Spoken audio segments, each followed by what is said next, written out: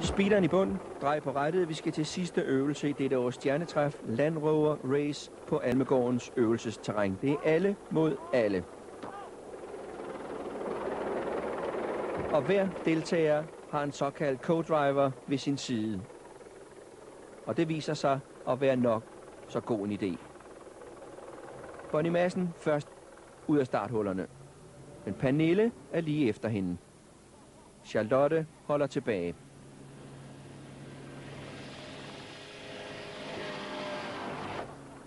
Viften spredes ud, og igen bliver der kamp.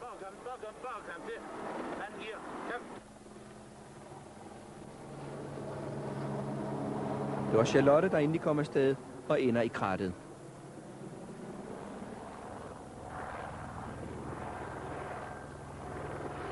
Det er Gitte Madsen, den førende i den røde bil, på vej op. Bonnie Madsen fører.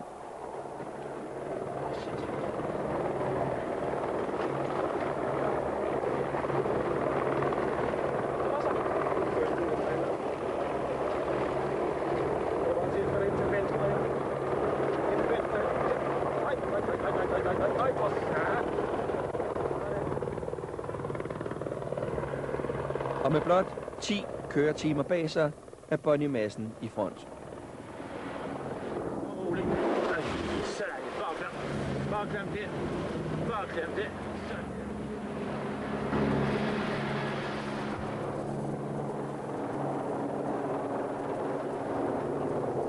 Gitte Madsen på jagt efter Pernille, men forrest Bonnie Madsen.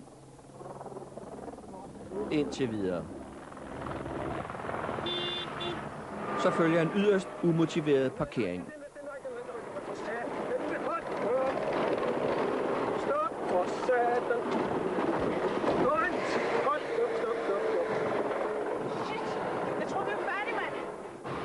Det hele er altså spoleret for den førende Bonnie Madsen. Nu øjner de andre pludselig chancen. Karin her. Men hun er også gået i stå. I stedet er det Pernille og Gitte Madsen godt på vej.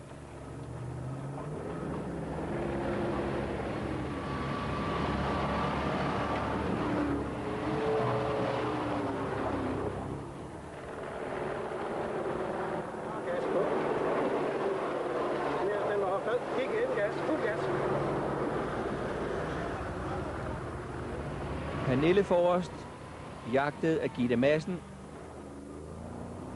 En stilling, som ser ud til at holde hele vejen hjem. Men Karin er på jagt stadigvæk.